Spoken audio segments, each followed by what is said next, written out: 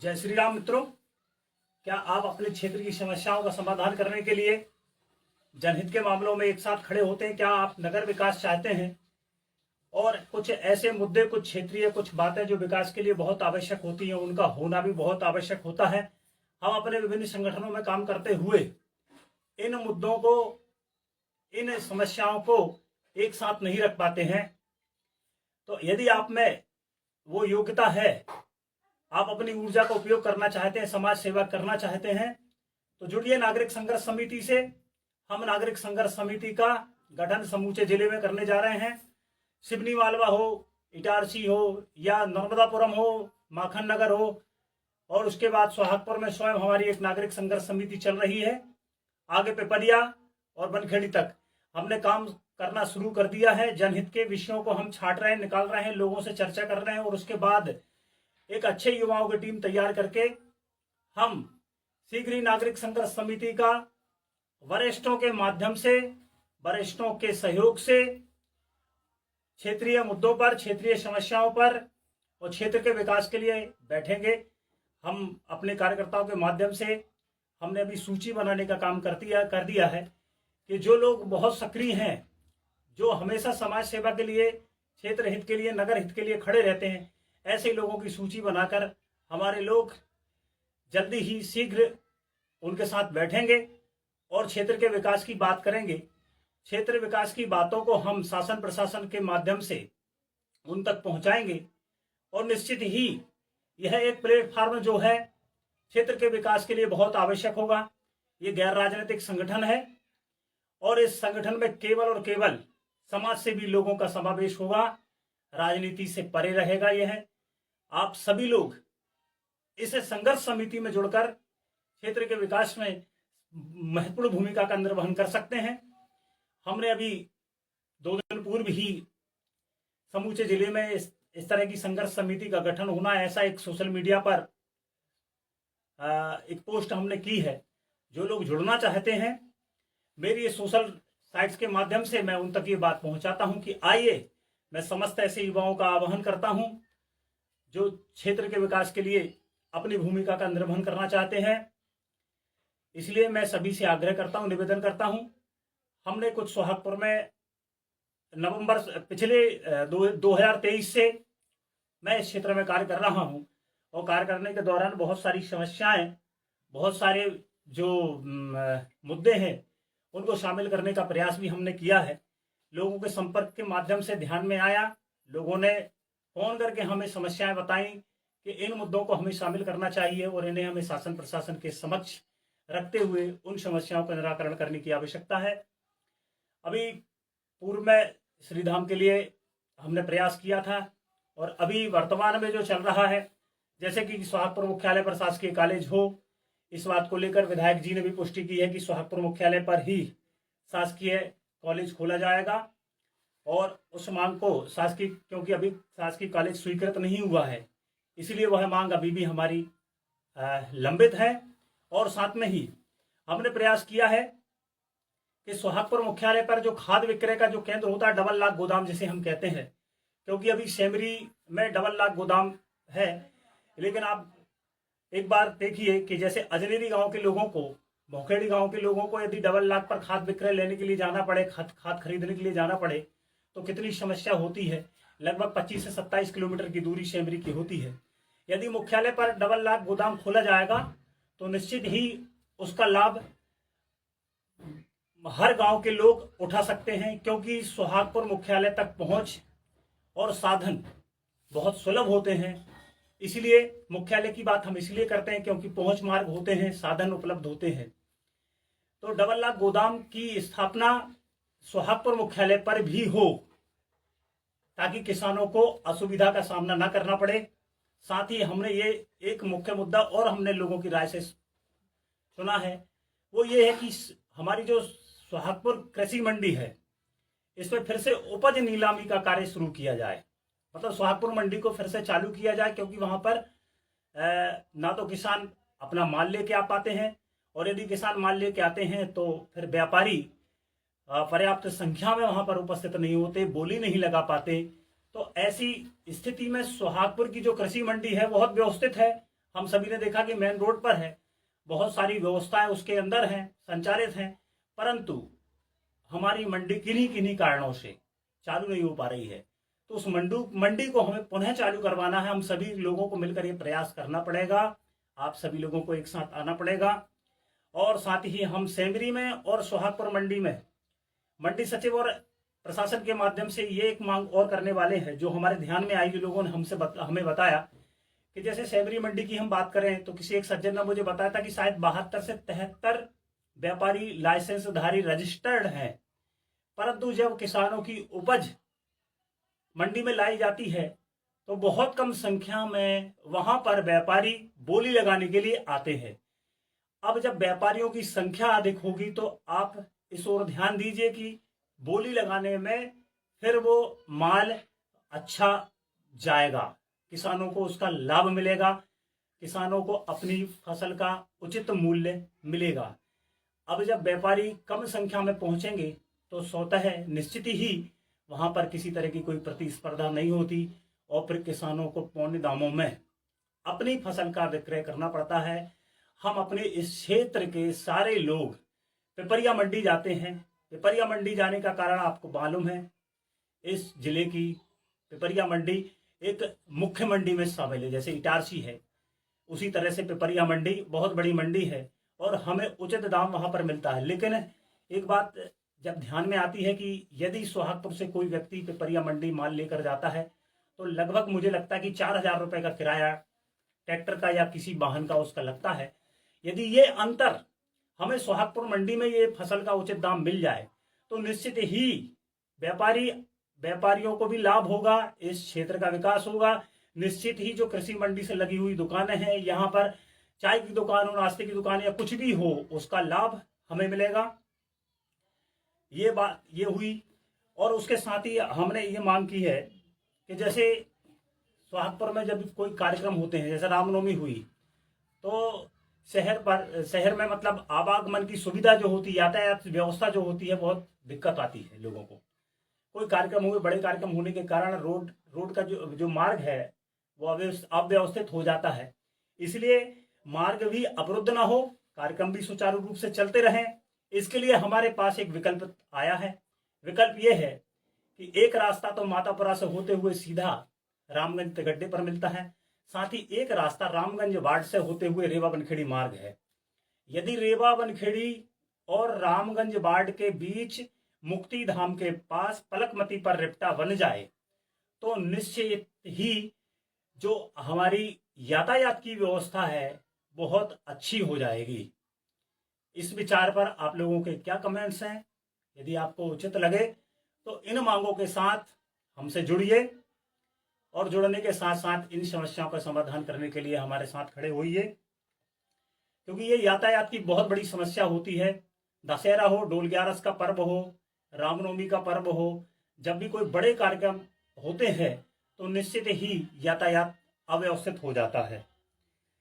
इसके साथ ही आप लोगों ने ध्यान दिया होगा, सोहागपुर कृषि मंडी में मृदा परीक्षण केंद्र बना हुआ है। लगभग 6-7 सालों से वो बिल्डिंग तैयार है, परंतु वहां पर भूमि का मृदा परीक्षण जिसे हम कहें, जिसे हम अपनी भूमि की गुणवत्ता की जांच कराने के लिए वहां पर निःशुल्क रूप से जो सरकार की तरफ से जो मृदा परीक्षण केंद्र खोले गए हैं वो चालू नहीं हो पाया है। तो इस मांग के माध्यम से हमने ये मांग को भी सम्मिलित किया है कि मृदा परीक्षण केंद्र को शीघ्र चालू किया जाए, जिससे कि किसान अपनी भूमि का मृदा परीक्षण करा सकें कि उनकी भूमि में किस तत्व की कमी है और किस तत्व की अधिकता है। इस बात की जानकारी किसानों को होगी तो निश्चित ही किसानों की आय दोगुनी होगी। और एक समस्या जो हमने बताई कि एसडीएम कार्यालय जो है और तहसील कार्यालय में काफी विसंगति, दूरी है। जब नवीन थाना स्थापित हुआ तो नवीन थाने के सामने ही सोहागपुर में जो तहसील भवन है, तहसील का पूरा जो कार्यालय है वह व्यवस्थित तरीके से बहुत अच्छा हो गया है प्रशासनिक दृष्टि से हम देखें तो। परंतु एक विसंगति यहाँ पर आती है कि एसडीएम अनुविभागीय अधिकारी का कार्यालय वही पुरानी तहसील में है। उसी पुरानी तहसील में होने के कारण कई बार लोगों को दिक्कत होती है, जैसे तहसीलदार के काम से तहसील जाना होता है और फिर एसडीएम कार्यालय एसडीएम साहब के यहाँ जो कोई काम होता है उसके लिए फिर एसडीएम कार्यालय जाना पड़ता है। तो इस विसंगति को दूर करने के लिए हमारे पास सुझाव आया, तो हमने यह मांग रखी है कि तहसील भवन जो भवन बना हुआ उसी में या तो एसडीएम कार्यालय व्यवस्थित किया जाए या उसके आसपास, क्योंकि थाने के पास बहुत सारी जगह है। यदि हम प्रयास करें तो पुराना जो आईटीआई भवन है न्यू बस स्टैंड के सामने रेवा बनखेड़ी रोड पर, उस स्थान पर भी जो है एसडीएम कार्यालय सुचारू रूप से व्यवस्थित हो सकता है, जिससे कि ना तो किसी पक्षकार को हमारी समस्या होगी, किसानों को कोई समस्या नहीं होगी। तो ये कुछ मांगे हमने सम्मिलित की हैं। आप लोगों को सोहागपुर के विकास के लिए, क्षेत्र के विकास के लिए ये मांगे कैसी लगी बताइएगा। साथ ही हमारा रेलवे का जो संघर्ष क्या कहें, प्रयास है, क्योंकि सत्ता में जो लोग हमारे बैठे हैं वो बहुत ही अच्छे लोग हैं। इस समय हम कहें तो हमारे सोहागपुर विधायक जो सम्मानीय विधायक विजयपाल सिंह जी भी बहुत काम करने वाले व्यक्ति हैं। मैं उनके बारे में कहूँ तो, क्योंकि वो क्षेत्र के विकास में जब भी कोई मुद्दा आता है तो शीघ्र ही उस पर निर्णय लेते हैं, और हम उनसे बहुत अपेक्षाएं पालते हैं कि क्षेत्र के विकास में हमारी समस्याओं पर वो ध्यान देते हुए इन समस्याओं का शीघ्र ही निराकरण करेंगे। साथ ही जो रेलवे की मैंने बात की, तो हमारे सम्मानीय सांसद जी जो नवीन सांसद हैं और साथ ही किसान मोर्चा के प्रदेश अध्यक्ष भी हैं आदरणीय दर्शन भैया, उनसे भी बहुत ज़्यादा हमें उम्मीदें हैं कि वो भी हमारी समस्याओं को समाधान बिल्कुल निश्चित ही समाधान करेंगे। कुछ ट्रेनों के स्टॉपेज हमने मांगे हैं, जैसे महानगरी एक्सप्रेस, संघमित्रा एक्सप्रेस। हालांकि ये ट्रेनें बहुत बड़ी ट्रेनें हैं और मुश्किल से संभव होती हैं, परंतु प्रयास इस बात का है, क्योंकि देखिए एक गंभीर समस्या हम सबके समक्ष बनी है और हम सब लोग उसे महसूस भी करते हैं। बिना इटारसी जाती है, उसके बाद इटारसी तरफ कोई ट्रेन हमें आवागमन यात्रा के लिए नहीं है। ये बात आप जानते हैं कि सुबह 10 सवा 10 बजे के करीब बिना निकल जाती इटारसी के 5 बजे के पहले, मतलब जो फिर जनता एक्सप्रेस आती है लगभग 4:30 बजे के करीब सोहागपुर में।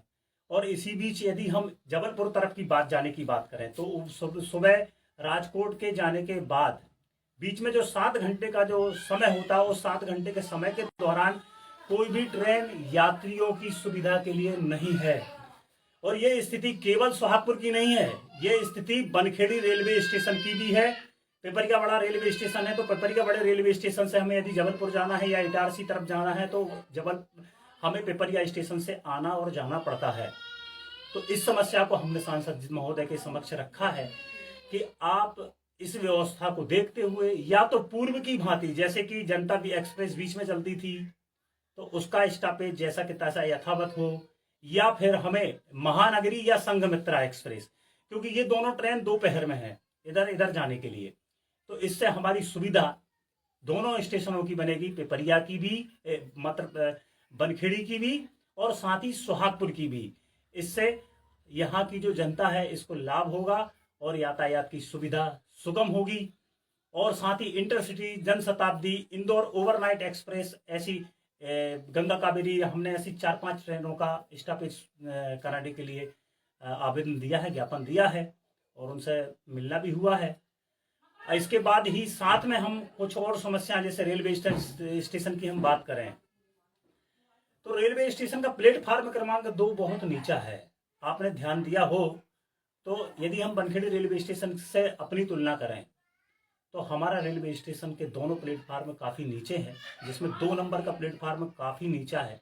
इसके कारण आप लोगों ने यदि सफ़र किया है तो आप भी जानते हैं, बड़े बुजुर्ग, महिला, बच्चे जो सफ़र करते हैं तो उनको चढ़ने उतरने में बहुत बड़ी समस्या का समाधान करना पड़ता है और कई बार दुर्घटना का शिकार भी होते हैं। साथ ही डिस्प्ले बोर्ड नहीं है, डिस्प्ले बोर्ड ना होने के कारण यात्रियों को ट्रेन में अपना कोच ढूंढने में बहुत असुविधा होती है, क्योंकि इस असुविधा का सामना हमने भी किया है। अब यदि हम कोच ढूंढने की बात करें तो टिकट काउंटर के सामने एक कोच एट ए ग्लास लगा हुआ है, परंतु उसको देख पाना हर किसी के समझ से परे है। कोई पढ़ा लिखा व्यक्ति ही उसमें कोच की सही जानकारी ले सकता है, बाकी उसमें स्थिति क्लियर नहीं होती कि कौन सा कोच कहां पर आने वाला है। इसलिए ये मांग है कि शीघ्र ही डिस्प्ले बोर्ड दोनों प्लेटफार्मों पर लगाए जाएं तो ये बड़ी मुख्य समस्या है। और यात्रियों की सुविधा के लिए बैठने की व्यवस्था हो, पानी के पीने की व्यवस्था हो, वेटिंग रूम की व्यवस्था हो, ठंडे पानी की व्यवस्था हो, शौचालय की व्यवस्था हो, इन सारी बातों को भी हमने प्लेटफार्म पर समस्याओं को देखते हुए दोहराया है कि लगातार इन समस्याओं को लेकर हमारा संघर्ष क्या कहें, प्रयास जारी है। आइए हम सब भी इन जनहित के मामलों में जुड़कर साथ में खड़े होते हैं। मैं आपको बता दूं, बिना राजनीतिक काम के, ये कोई राजनीतिक कार्य नहीं है, ये राजनीति से परे कार्य है, समाज सेवा का कार्य है। आपको यदि यह कार्य अच्छा लगे, आप सोहागपुर की जनता से पूछ सकते हैं। सोहागपुर की जनता इस बात को जानती है कि जनहित के कार्य हो रहे हैं या नहीं, और जनहित के कार्य के लिए प्रयास करने वाले लोग इस शहर के अंदर कौन कौन है। तो आइए, मैं फिर पूरब से लेकर पश्चिम, बनखेड़ी हो, पिपरिया हो, माखन नगर हो, इटारसी हो, नर्मदापुरम, सिवनी, मालवा, सभी अपने कार्यकर्ताओं से मैं अभी मैंने कहा ना कि मैंने आह्वान किया कि आइए, उठिए, खड़े होइए। हमें उन युवाओं की आवश्यकता है जो समाज के विकास के लिए कार्य करें, जो क्षेत्र के विकास के लिए, नगर के विकास के लिए कार्य करें। आप लोग ये जो मैंने बता दिया, अमन सराटे जी, इन समस्याओं को लेकर मैंने बता दिया है। महानगरी हो, संघमित्रा हो, प्लेटफार्म ऊंचा हो, डिस्प्ले बोर्ड लगे, ये सारी समस्याओं को रखा है। और एक बात की खुशी इस बात की है कि सांसद जी ने अपनी समस्याओं को लेकर रेल मंत्री जी को भी लिखित में दे दिया है। और निश्चित ही हमें शीघ्र ही रेलवे से एक अच्छी खबर होगी। और रेलवे की जो सबसे बड़ी समस्या, जिसको इंदिरा वार्ड, लगभग 2500 वोटर उन दोनों वार्डों में है। और ये सारे लोग जो हैं, ओवरब्रिज या अंडरब्रिज न होने के कारण घंटों खड़े होकर गाड़ी के निकलने की प्रतीक्षा करते हैं। हम इसमें प्रयासरत हैं कि शीघ्र ही ओवरब्रिज का निर्माण सोहागपुर में हो। हम ओवरब्रिज के निर्माण की मांग इसलिए कर रहे हैं क्योंकि यह मढ़ई मार्ग है। और जब ओवरब्रिज यदि सोहागपुर में स्वीकृत हो गया तो निश्चित मानिए आप, मैं आपको एक बात के लिए आश्वस्त कर दूं कि ये मढ़ई मार्ग होने के कारण जब मढ़ई के लिए जब पर्यटक आएंगे तो निश्चित ही यहाँ पर व्यापार बढ़ेगा। जैसे मैंने मंडी के व्यापार की बात की, मंडी में आप एक कल्पना कीजिए, जब कोई किसान अपना अनाज पिपरिया लेकर जाता है और पिपरिया लेकर गया, उसको तुरंत नगद पैसे मिले, वो अपनी जरूरत की जो आवश्यकताओं की जो वस्तुएं होती हैं, जो चीज होती हैं, वो खरीद कर पिपरिया से लेकर आता है। क्योंकि कपड़ा हो या किराना व्यवसाय हो, अब जब यहाँ पर मंडी का व्यवसाय सुचारू रूप से ठीक होगा, यहाँ पर जब नगद के रूप में किसान को अपना पैसा मिलेगा, तो निश्चित ही सोहागपुर के व्यापारियों का व्यापार भी बढ़ेगा। इस बात में कहने की कोई 1% भी शंका नहीं है कि यहाँ का व्यापार नहीं बढ़ेगा।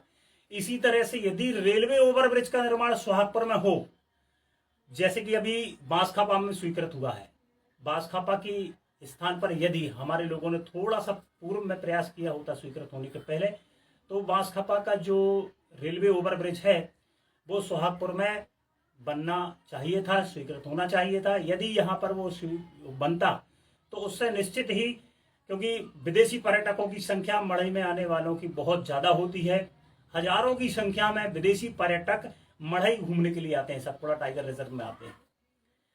वो लोग जब यहाँ से निकलते तो निश्चित ही रेलवे स्टेशन में हमें इस बात का लाभ भी, कुछ ट्रेनें जब रुकती तो यहाँ से सीधा कोई व्यक्ति वाहन करके मढ़ई जाता है, तो यहाँ का टूरिस्ट और उसमें लगने वाली व्यवस्था, उसमें लगने वाले लोग, बहुत से लोगों को रोजगार मिलता।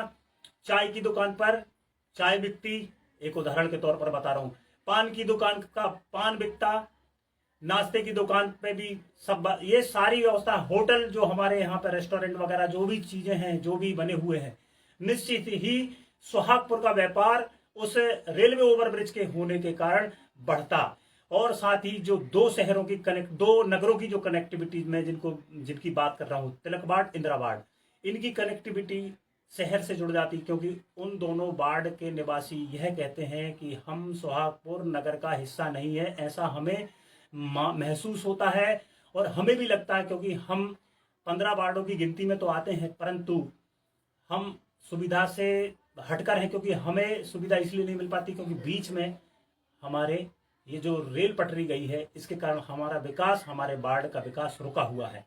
निश्चित ही जिस दिन ओवरब्रिज या अंडरब्रिज बन गया तो विकास ही विकास होगा और सोहागपुर के 15 वार्ड पूर्ण रूप से जो विकास की बात हम कर रहे हैं विकास हुआ है और अत्यधिक विकास होगा। अभी दोनों वार्ड में उस तरफ यदि हम बात करें तो रेलवे फाटक के उस तरफ लोग प्लाट नहीं खरीद रहे हैं, भूमि नहीं खरीद रहे हैं। क्यों? क्योंकि सुविधा नहीं है आने जाने की। जब सुविधा होगी, जब अंडर ब्रिज या ओवर ब्रिज होगा तो निश्चित ही आवागमन की सुविधा बढ़ेगी। अभी एक समस्या हमारे क्षेत्र के किसानों को बहुत लंबे समय से ये होती है कि जो मजदूर उस तरफ से धान कटाई के हों, धान लगाई के हों या चना कटाई की जो भी लेबर उस तरफ से आते हैं या निदाई करने के लिए जो आते हैं, क्योंकि बहुत बड़ी संख्या में आदिवासी क्षेत्र इस तरफ रोजगार के लिए आता है और किसानों को उसका लाभ मिलता है। परंतु क्या होता है, सुबह जब ऑटो मजदूरों को लेकर आता है तो घंटे खड़ो होकर उस रेलवे फाटक के खुलने की प्रतीक्षा करनी पड़ती है।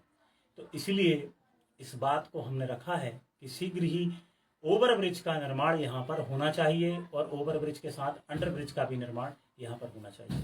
तो मैं पुनः आग्रह करूंगा मेरे सभी पुराने साथियों से, मेरे चिर परिचित लोगों से जो समाज सेवा का अपने अंदर ऊर्जा लेकर बैठे हैं, उन सभी से आग्रह है, निवेदन है कि यदि आप जुड़ना चाहते हैं हमसे तो अपना पूरा एड्रेस, यदि आप इटारसी नगर के हैं तो अपना नाम और अपना नगर, अपना मोबाइल नंबर मुझे व्हाट्सअप कीजिएगा। मेरा नंबर है, मैं भी नंबर भी लिख दूंगा। मुझे व्यक्तिगत नंबर पर भी आप संपर्क कर सकते ताकि ठीक से आपसे वार्तालाप व्हाट्सएप के माध्यम से होती रहे। 94-250 41-915 ये मेरा कॉन्टैक्ट नंबर है, यही व्हाट्सएप नंबर है। एक बार पुनः मैं दोहरा दूं, 9425041915। तो मित्रों जुड़िए, आइए कुछ नया करते हैं। समय हमारे पास है, इस समय का उपयोग कीजिए समाज के लिए, क्षेत्र के विकास के लिए। धन्यवाद। वीडियो अच्छा लगे तो जय श्री राम लिखकर समर्थन कीजिएगा। कोई मांग हो, कोई सुझाव हो, किसी तरह की कोई बात हो तो हमें बताइएगा जरूर। धन्यवाद आप सभी लोग।